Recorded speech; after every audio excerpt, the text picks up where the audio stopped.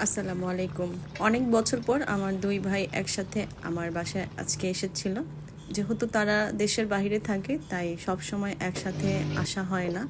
একজন আসে তো অন্যজন আসে না এরকম। আজকে যেহেতু অনেক বছর পর আমার দুই ভাই একসাথে আমার বাসায় এসেছিল তাই আমি অনেক কিছুই রান্না করেছিলাম। তার মধ্যে আজকে এই মুরগির মাংসটাও আমি রান্না করেছিলাম। ভাইয়ারা একেবারেই ঝাল খায় না। আমার ছোট ভাই যা একটু খায়, বড় ভাই একেবারেই ঝাল খায় না, সে অনেক কম ঝাল খায়।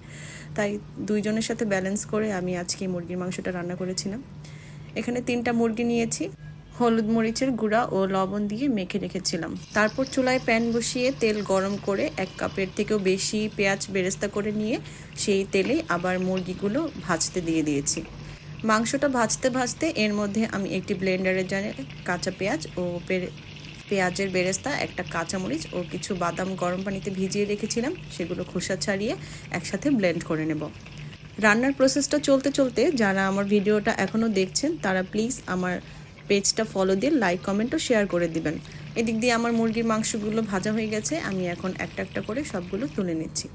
তারপর প্যানে যে তেল ছিল 2 চা চামচ ঘি দিয়ে গরম করে নিব। তারপর ব্লেন্ডারে যেগুলো ব্লেন্ড করে রেখেছিলাম সেগুলো সম্পূর্ণ ঢেলে দিব। ঢেলে দেওয়ার পর মনে হয়েছে যে আমি তো তেজপাতা, এলাচ, দারচিনি দিইনি, তারপর সেগুলো আবার অ্যাড করে দিব। তারপর ব্লেন্ডারে জারে যা অবশিষ্ট ছিল সেগুলো খুব ভালোভাবে একসাথে দিয়ে কষিয়ে নেব।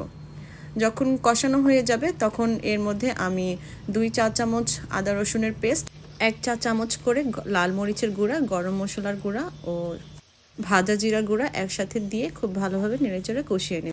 খুব ভালোভাবে কষানো হয়ে গেলে যখন মশলার গা থেকে তেলটা আলাদা হয়ে আসবে তখন এর মধ্যে আমি লবণ দিয়ে আরেকটু নেড়েচেড়ে ব্লেন্ডারের জারটা ধুয়ে পানি দিয়ে দিব। তারপর বলক তুলে আসলে এর মধ্যে আমি যে মুরগির মাংসগুলো ভেজে রেখেছিলাম সেগুলো একসাথে সবগুলো ঢেলে দেব। 3টা মুরগির মাংস একসাথে নাড়তে আমার একটু কষ্ট হচ্ছিল, তখন আমি প্যানটা ধরে একটু ঝাঁকিয়ে ঝাঁকিয়ে মশলার সাথে মুরগির মাংসটা মিশিয়ে নিব।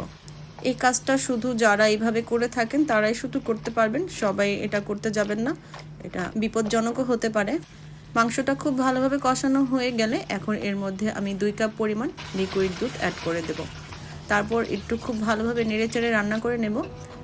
মাংসের পানি থেকে যখন বলক চলে আসবে তখন এর মধ্যে আমি 6-7টা কাঁচামরিচ, আস্ত কাঁচামরিচ দিয়েছি, আমি এখানে কাঁচামরিচ মুখটা কেটে দেইনি, আস্ত কাঁচামরিচ দিয়ে তারপর ঢাকনা দিয়ে ঢেকে রেখে দিব। এভাবে প্রায় 20 মিনিট আমি রান্না করে নিয়েছি মিডিয়াম আঁচে। 20 মিনিট পর ঢাকনা তুলে আমি আরও 5 মিনিটের মতো রান্না করে নিয়েছি। যখন মাংসের গা থেকে তেল ছেড়ে দিয়েছে তখন এর মধ্যে আমি কিছু পেঁয়াজ বেরেস্তা দিয়ে নামিয়ে নিয়েছি।